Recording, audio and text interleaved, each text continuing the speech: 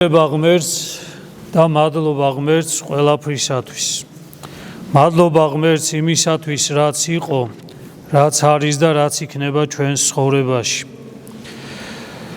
დღეს ყველამ ერთად მოვიხსენიეთ საუკუნიდან შესვენებულნი, აღსრულებულნი ღვთის წინაშე.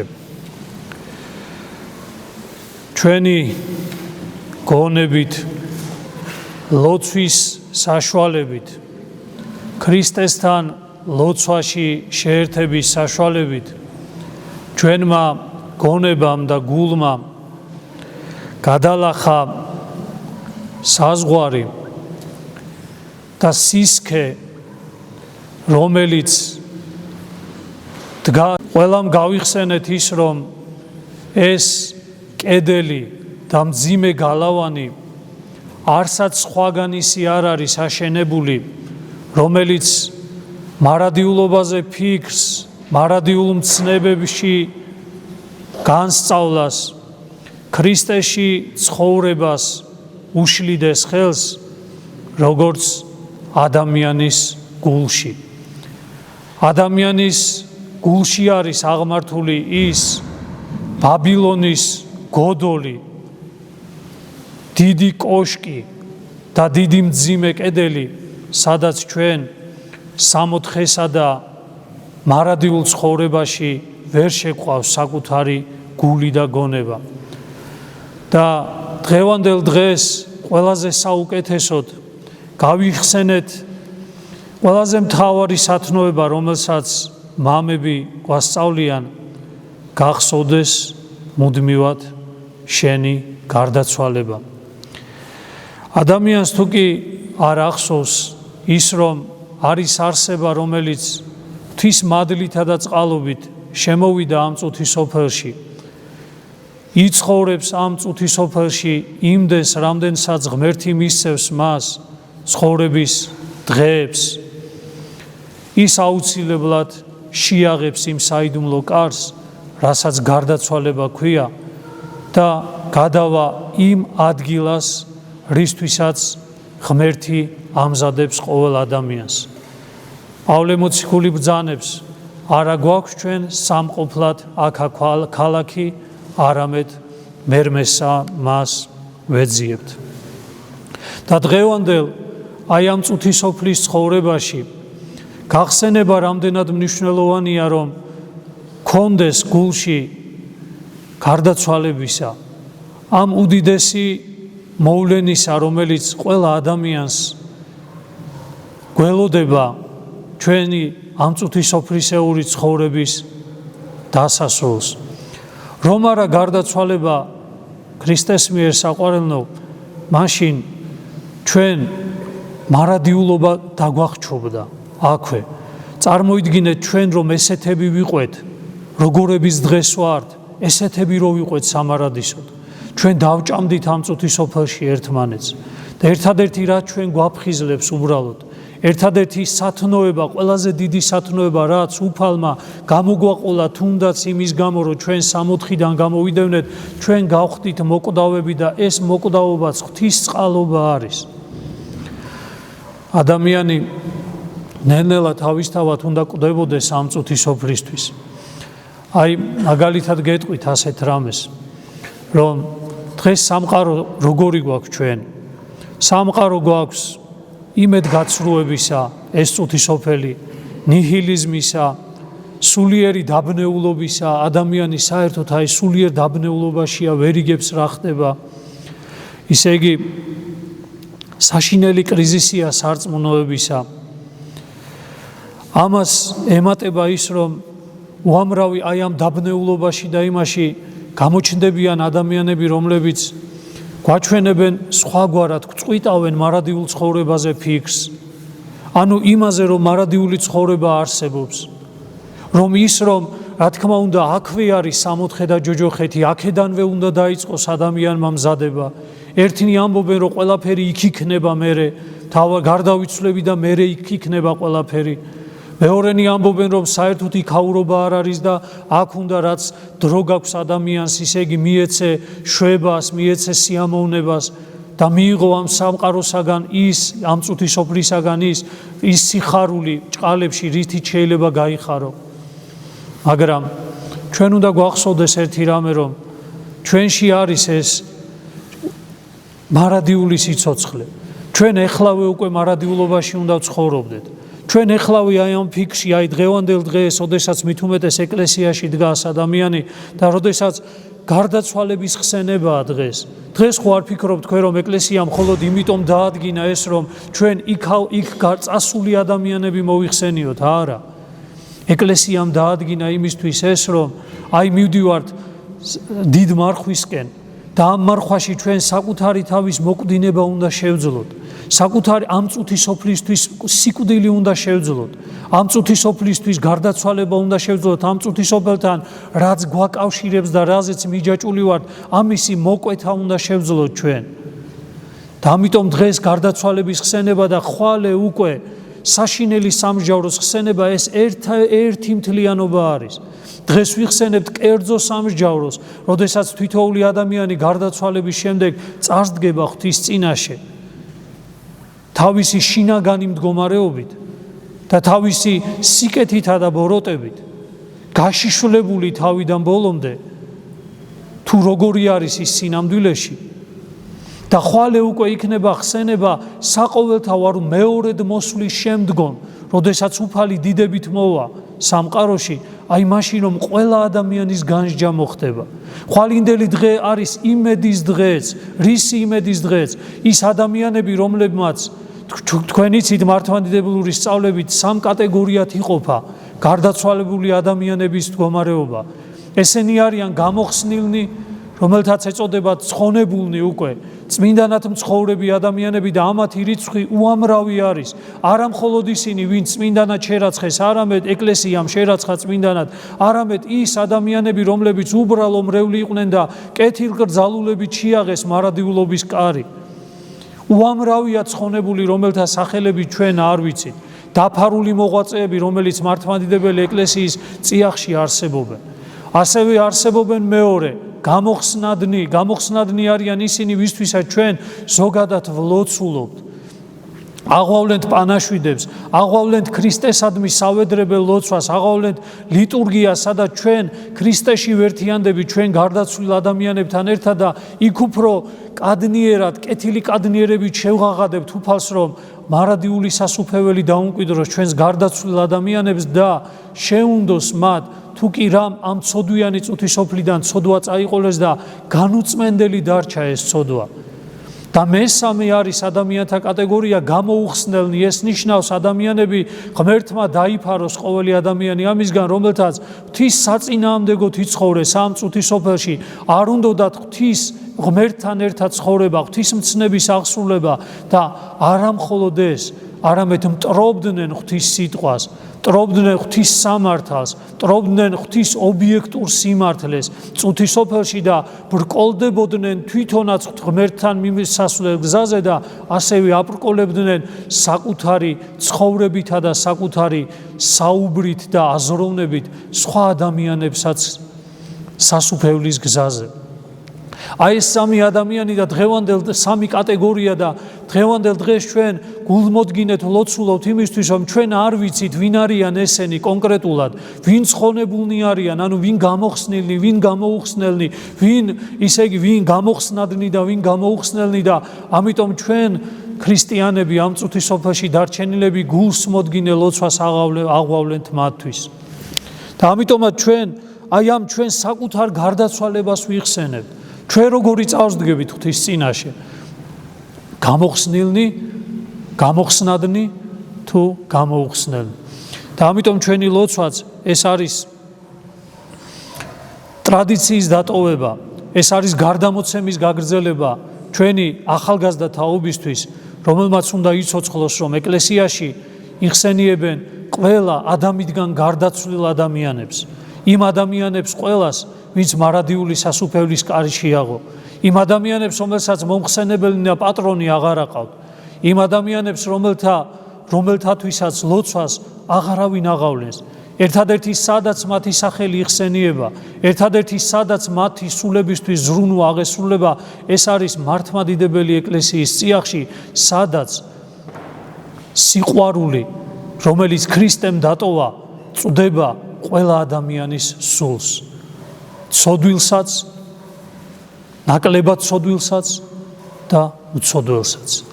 აი ეს სიყვარული გააჩნია ეკლესიას, ეს სიყვარული გააჩნია ქრისტეს სხეულს და ეს სიყვარული უნდა გაგვაჩნდეს ყველა ჩვენთაგანს და დღეს მომხსენებელნი გარდაცვალებულ ანუ ყველა გარდაცვლილ ადამიანისა ჩვენი გული აი ამ სიყვარულით უნდა იყოს სავსე. აი ეს სიყვარული უნდა იყოს, რომელიც დღეს იმდენად უნდა დუღდეს ადამიანის გული, რომ ფართოვდებოდეს და ფართოვდებოდეს. დღეს კი არ უნდა იყოს ისე იგი ვინ მოიხსენო, ვინ არა. თითქოს მართლმადიდებელი ეკლესია გვეუბნება დღეს, რომ მოიხსენიო ჩვენი სიყვარული უფრო მასშტაბური გავხადოთ. გავიდეთ იქ, სადაც არ გავდივართ ხოლმე, გავიდეთ იქ და მოიხსენიოთ ადამიანები, რომლებიც ჩვენს ლოცვას შემოვედრებულნი არიან. ადამიანები, რომელთა ხვედრი მარადიულობაში ჩვენ არავინ არ ვიცით. და ხვალინდელი დღისთვის მზადება, რომ გავაკეთოთ მცირეოდენი შესავალი, უნდა ვიცოდეთ ერთი რამე, რომ ჩვენ ყველანი ეკლესიის წიაღში მართლა საოცარ სიმყუდროვეს გვძნობთ და ჩვენ ვეძებთ კიდეც ამ სიმყუდროვეს. წუთი სოფელში არის ისეთი მდგომარეობა, როდესაც უსაფრთხო არ არის იქ ყველაფერი. იქ ყველაფერი ისე იგი დატვირთულია ერთმანეთის ღალატით, ერთმანეთისადმი შურით, სადაც სული კვდება, გარეთ ხვდები, ჩვენ უკვე უნდა ხვდებოდეთ, რომ გარეთ წუთი სოფელი სულს ადამიანისას კლავს, ძალიან ძნელია შეინარჩუნო ადამიანმა საკუთარი სული სიკვდილისაგან ამ წუთი სოფელში. და ამიტომ ადამიანი ეძებს გარკვეულ გარემოს, ადამიანი ეძებს გარკვეულ სიმყუდროვეს და აი ამ სიმყუდროვის ძიებით მოვედით ჩვენ აი ამ წიაღში, რასაც ქრისტეს ეკლესია ქვია. და ამიტომ თითქოს აქ გაგვიჩნდა ერთი მთავარი პრობლემა, რაზეც უნდა ყველა მივიფიქროთ, რომ ჩვენ თითქოს ეკლესიაში მოსულებმა აი ძალიან მარტივად აგიხსნით ახლა დღევანდელ მაგალითზე. აი დღეს თქვენ მოიტანეთ საკურთხი და ყველა ჩვენი ქრისტიანი ადამიანები გუშინ ალბათ დიასახლისები, ისე იგი მამასახლისები, რომლებიც სახლში არიან, ცდილობდნენ, რომ თავისი მიცვალებულისთვის რაღაცა ტაბლა მოემზადებინათ. დღეს მოვიტანეთ ჩვენ ეს ტაბლა, გადავიხადეთ პანაშვიდი და ვაკურთხეთ ეს ტაბლა. შემდეგ ახსულდება ის, რომ შევეცდებით ეს ტაბლა მოტანილი ოჯახებიდან იქნება თუ დღევანდელ დღეს ტაძრიდან გავანაწილოთ გაჭირვებულ ადამიანებზე. ან თვითონ ჩვენ გაჭირვებული ადამიანები, ვინც არიან, დაპურდნენ აქ, ვისაც შეიძლება სახლში არ ქონდეს ელემენტარული საჭმელი, ეს საზრახისი არ არის. დღეს ეკლესიას სამწუხაროდ რა, როგორც ღმერთი ნებულობს, ესე არის, წარმოადგენენ გაჭირვებული ადამიანები, ისე იგი ესე რომ თქვა, ღატაკი ადამიანებიც კი, რომელთაც ღმერთისადმი მოკლედ უძგერთ გული და ღვთისმცნებისადმი მოშურნენი არიან. და ამიტომ გუშინ როდესაც დიასახლისი იდგა და როდესაც ამას ამზადებდა, აიქ წყდებოდა ყველაფერი, ჩვენი დამოკიდებულება, რომ იძახი ღმერთო, შეგვეწიე, დაგვეხმარე, გაგვამზადე ჩვენს გარდაცვალებისათვის, შეგვამზადე ჩვენს მარადიული ცხოვრებისათვის და ამ დროს ადამიანი ლოცულობს, ქრისტეზე არის ჩამოკიდებული და ნახეთ, არა იმაზე, რომ მე ხვალ საჭმელი უნდა მივიტანო ეკლესიაში, რომ ამ საჭმელს რო აკურთხებენ, ეს კარგი იქნება ჩემი გარდაცვლილი ადამიანისათვის.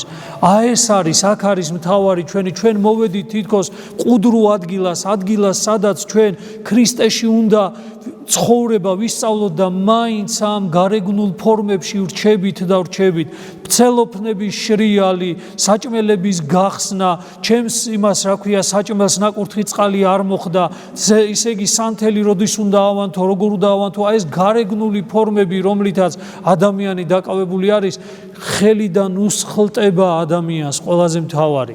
აი გუშინდელიდან მოყოლებული ფიქრი მარადიულ ცხოვრებაზე, ფიქრი საკუთარ გარდაცვალებაზე, ფიქრი იმაზე, რომ რამდენმა ჩვენმა ახლობელმა და საყვარელმა ადამიანმა შეაღო ეს საიდუმლო კარი, რასაც გარდაცვალება ქვია და აი შემდეგ აი ეს ქრისტესთან ერთობა გულში სულ სხვანაირად განიცდება ადამიანისა.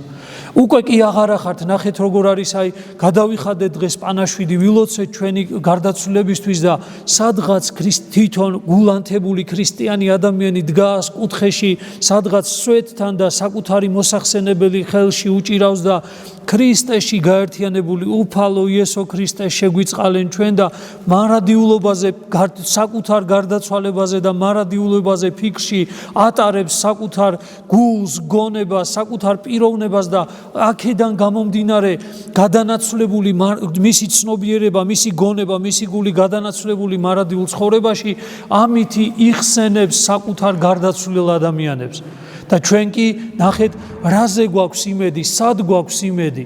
იმედი გვაქვს იმისა მხოლოდ და მხოლოდ რომ აი მოვიტანე, სწორად გავაკეთე, მოსახსენებელი დავდე, საჭმელი მოვამზადე, საკურთხი მოვამზადე, ყველაფერი კარგად გავაკეთე, ისე იგი სწორად გამიკეთებია ყველაფერი, მაგრამ უფალი დგას თითქოს აქ და გელოდება იძახის რომ გული დამანახე შენს გულს დღეს გარდაცვალების ხსენების დღეა, მარადიულობის ხსენების დღე არის, უხარია შენს გულს ამის ხსენება, უხარია, ფიქრობს, ემზადება იმისთვის, როგორ შეაღოს ეს საიდუმლო კარი, რასაც გარდაცვალება ქვია და მარადიულობაში გადანაცვლება.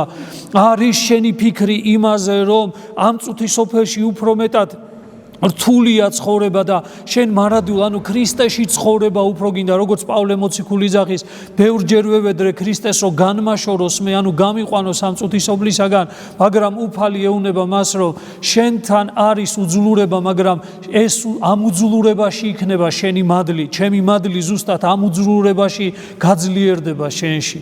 და აი დღევანდელი ფიქრი და ხვალინდელი დღის ფიქრი არის, რომ მარხვისთვის მოვემზადოთ იმისთვის, რომ მოვკლათ საკუთარ თავში, ანუ მოვაკვდინოთ საკუთარ თავში მიჯაჭულობა ამ წუთის სოფელზე.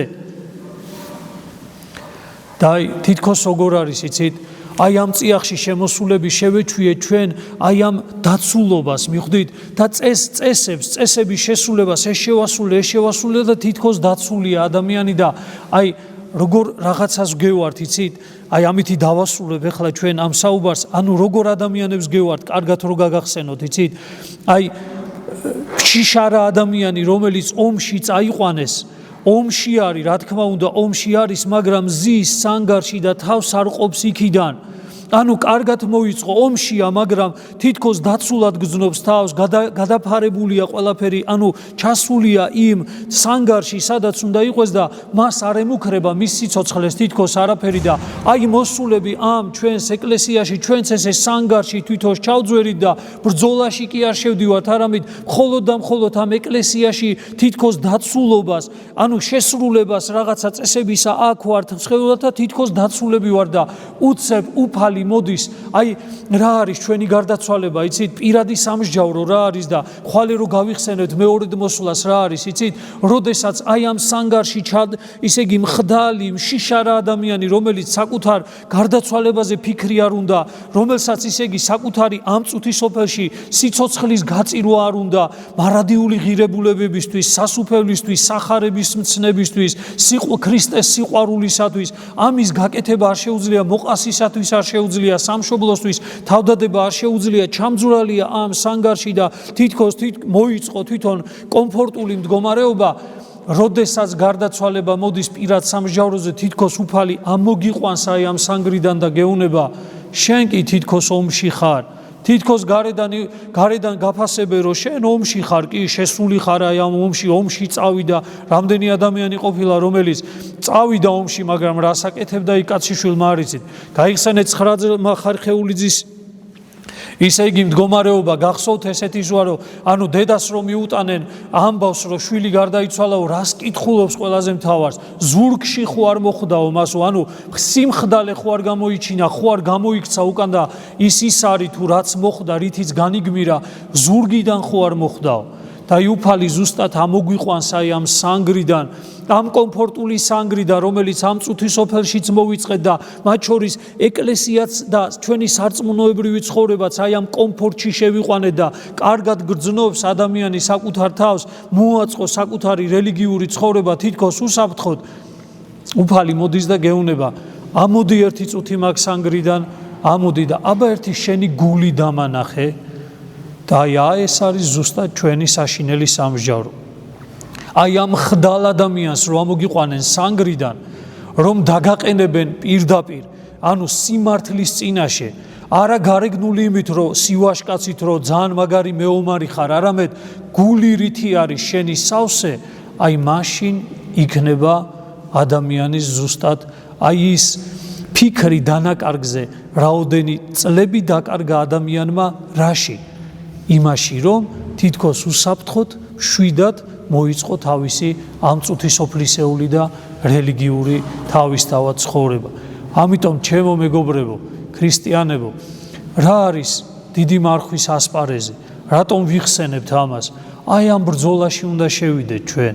აუცილებლად ამ ბრძოლაში უნდა შევიდეთ ჩვენ საკუთარ თავთან, მხოლოდ და მხოლოდ პირველ რიგში, საკუთარ ვნებებთან, საკუთარ ცოდვებთან, საკუთარ მიდრეკილებებთან, საკუთარ ჩვევებთან და საკუთარ თვისებებთან, გააზრებულად საკუთარი თავისა, რომ აი ეს ბრძოლა იყოს მთავარი, ქრისტეს გულისათვის შეგვეძლოს, რომ ვიბრძოლოთ, რომ საკუთარი თავი მარადიულობისთვის გავამზადოთ და შევეცადოთ, რომ მოვემზადოთ აი ამ მეორედ ქრისტესთან შესახვედრად, პირადი სამსჯავროსთვის და შემდეგ კიდე საყოველთაო განკითხვისათვის.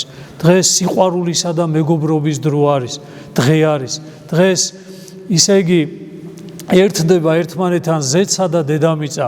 დღეს ერთდებიან ერთმანეთთან წასულები ვინც არიან, აწყოვის დღეს აქ ვარ და მომავალი კიდეც, რომ დღეს ჩვენ ტრადიციას ვაგრძელებთ, დღეს ჩვენ გარდამოცების სულისკვეთებას უტოვებთ, ჩვენ ახალგაზრდებს, ხვალ ჩვენ არ ვიქნებით და ისინი იქნებიან ჩვენს ადგილას და ისინი გააგრძელებენ ამ გარდამოცემას და ტრადიციას, რასაც გარდაცვლილთა მოხსენიება ჰქვია, გამომდინარე იქიდან, რომ საკუთარი თავიც გააზრებული უნდა გქონდეს, რომ ჩვენ შევაღებთ მარადიული ცხოვრების კარს.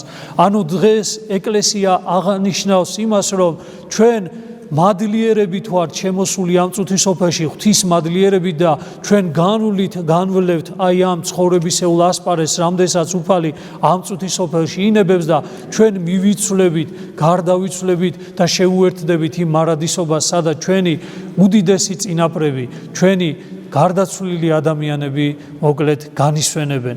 და ეს არის დღე, სიხარულის დღე არის, გარდაცვალების დღე იმ ადამიანისთვის, ვისთვისაც ისე იგი ეს არის სიმძიმის დღე, ეს არის ტკივილის დღე, ეს ჯერ კიდევ სარწმუნოებრივი ნაკლებობის ბრალი არის. ამ წუთის სოფლის სულისკვეთების სიძლიერის ბრალი არის ჩვენს თავში და ამიტომაც ჩვენ ვინმე გარდაგვეცვლება, გავიგებთ ვინმეს გარდაცვალებას, გავიგებთ საკუთარ თავზე რამე სნეულებას, გავიგებთ რომ რაღაცა ეხლა ისე იგი ჩვენს ჯანმრთელობას რამე ემუქრება, იმ წუთში შიში, იმ წუთში შფოთი, იმ წუთში მოუსვენრობა ეუფლება ჩვენს სულს და ჩვენს მთლიანად ადამიანურ აგებულებას. რატომ? იმიტომ რომ ჩვენ აი ამ ბრძოლაში შესულები არ ვართ, ჩვენ მარადიულობისთვის არ ფიქრობთ, ჩვენ მარადიულ ცხოვრებისთვის არ ვიღწვით და არ ვზრუნავთ.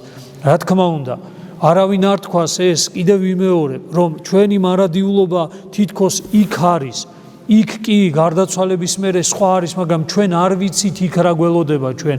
ამიტომ უფალი გვეუბნება 60 და ჯოჯოხეთის თქვენშია, დაიბადე თუ არა ადამიანო, მშობელო გახსოვდეს, შენი შვილი დაიბადა თუ არა დაიბადა მარადიულობისთვის.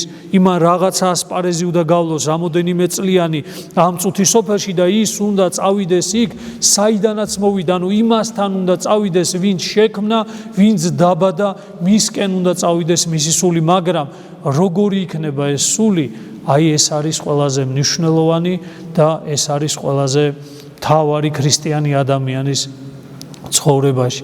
განა არ გინდათ იესოსთან ჩახუტება, აი განა არ გინდათ, აი ფიქრობ ხოლმე, აი ქრისტიანებო, აი არ ვიცი, აი რაღაცა თითქოს არ მესმის ხოლმე, შეიძლება მე ვერ ვიგებ ამას, თქვენსაც ვერ იგებ, ალბათ ჩემიც არ გესმით ზოგ შემთხვევაში, მაგრამ როგორ შეიძლება ადამიანს არ გინდოდეს მაცხოვართან მიახლება, როგორ შეიძლება არ ემზადებოდე იმისთვის, რომ ქრისტეს, ვისაც წლებია შენ ტაძარში დადიხარ, ვის გამოც დადიხარ, როგორ არ უნდა გინდოდეს მასთან მიახლება, მისი არ ვიცი, მასთან ფეხებთან ესე იგი ჩავარდნა, მისი არ ვიცი, ის რაც სახარებაში გვიწერია, მასთან მიახლება, ვის წინაშე ისე იგი სიხარული, ბედნიერება, განა ეს არ უნდა იყოს უდიდესი ჩვენი ძიების, ესე იგი ძიებისთვის, ჩვენი ძალების დახარჯვის საშუალება. განა მას არ უნდა ყოველდღიურად არ უნდა ვაკეთებდეთ ამას.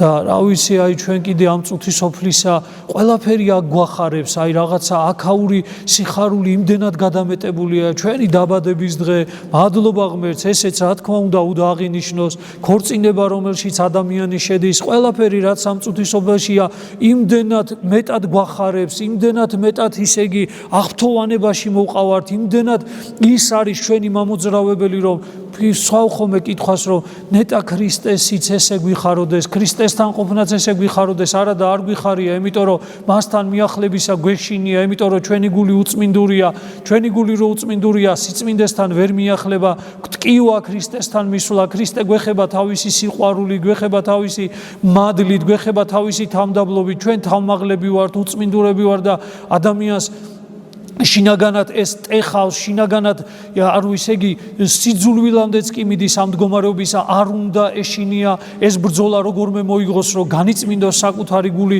დაიმდაბლოს საკუთარი ქედი, ანუ საკუთარი ეგოიზმი დათრგუნოს, რომ ქრისტეს მიმსგავსება დაიწყოს, იმიტომ რომ სხვაგვარად შეუძლებელია ქრისტესთან შეერთება. აი ეს სიცოცხლე, რომელიც ეკლესიას გააჩნია, აი ამას არ ვაკეთებ ჩვენ და ამიტომ ნახეთ რას ვართ მინდობილები, ანუ გამოვაჩენთ ადამიანებს, ნახე აქ შემოდიან უკვე ესე რომ ვთქვათ ადამიანები, ვისთანაც ჩვენ ქრისტე კი არ გვიყვარს, ანუ უფრო მეტად მოძღვარი გვიყვარს, ქრისტესი კი არ გვჯერავს, უფრო მეტად მღვდლისა გვჯერავს და მე საბოლოო ჯამში მივდივართ იქამდე, რომ ის სასულიერო პირიც ადამიანია, წაიქცევა, დაეცემა, შეეშლება, ცოდვაში ჩავარდება, შემდეგ მთლიანად მენგრევა ყველაფერი, ვიძახი ვაიმე, ვიზეც მინდობილი და ნობილი ვიყავი, ის ადამიანის ფაქტობრივად გამომეცალა ხელიდან და აი ესეთი იმედგაცრუებებით ცხოვრობს ხშირად ადამიანი ეკლესიის წიაღში, იქამდე სანამ არ იპოვი იმას, ვიზეც ყველაზე მთავარია რომ მიეყდნო, შეიყვარო ქრისტე,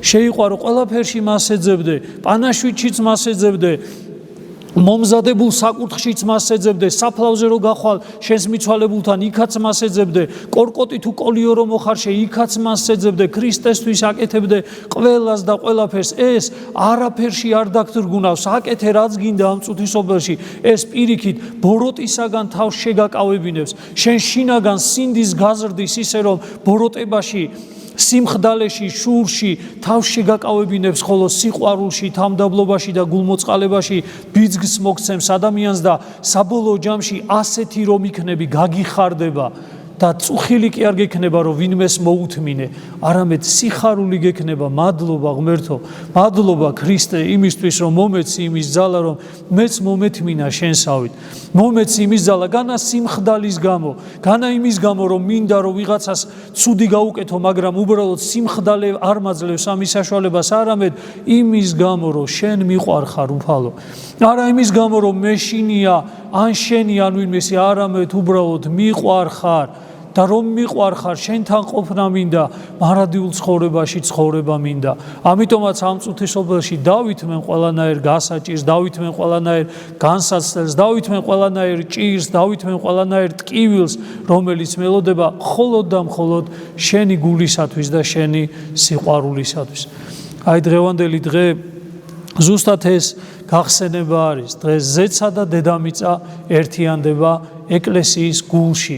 დღეს ზეცა და ეკლესია როგორც გაერთიანებულია ქრისტეში, ასევე ერთიანდება ჩვენს პატარა პაწაწინა სამყაროში, ეს არის ჩვენი გული, ყოველ შემთხვევაში უნდა ერთიანდებოდეს. დღეს ეკლესიად იქცევა ჩვენი გული, სადაც მარადიულობა, ანუ აწმყო, წარსული, აწმყო და მომავალი ერთიანად ჟღერს და ადამიანს სიხარულს გვრის, რომ ამ წარსულშიც, აწმყოშიც და აწმყოშიც და მომავალშიც ქრისტესთან ერთად მყოფობს ადამიანი.